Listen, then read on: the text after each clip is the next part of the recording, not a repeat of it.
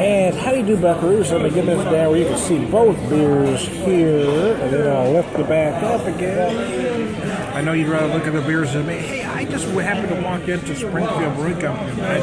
They were having an exclusive pouring event where they had they've got a few that they don't typically, they only have to sell to go and not drink at the bar. But hey, I've got two here, the ARRGHY Night and the Signet 17. ARRGHY Night is a Russian Imperial Stout that's aged in rum barrels. That's this one right here.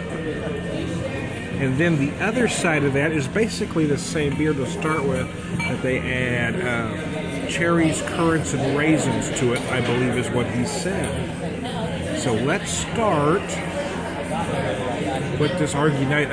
I don't know, it feels like they've got it probably a little colder than a beer like this needs to be. So I'm going to guess things are going to change as she warms, because it feels like it's between 40 to 45. It feels like a beer that really ought to be between 50 to 55. I'm certainly feeling a lot of that rum barrel on the nose, and that's become kind of a trend lately. You're seeing more aged rums.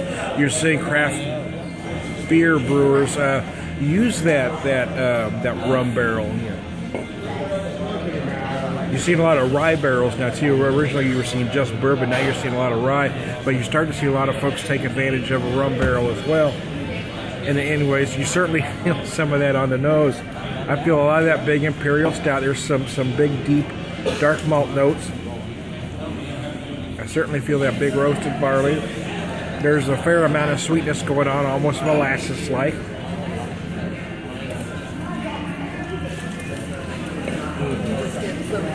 You know, I don't know the numbers. Didn't take a picture. I did see where they had the stats listed for this. It's big, though. It's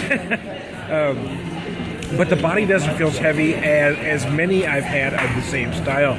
But that rum barrel does have some different characteristics. Let's say a bourbon barrel. Bourbon barrel, you expect certain notes. Rye barrel the same way, but rum takes it in a whole different direction.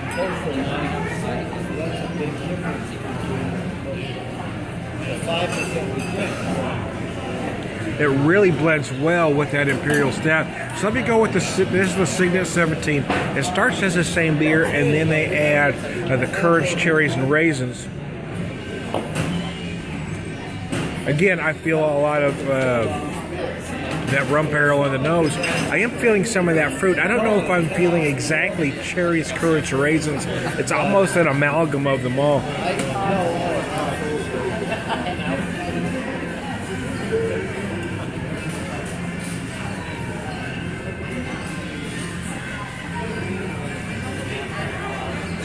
Both beers finish a little cleaner than you might expect a beer like this to.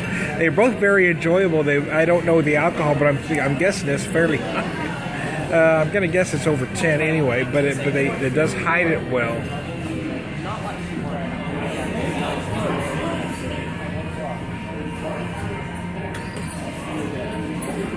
I'm not as enamored as a lot of fruit in beer as a lot of folks are.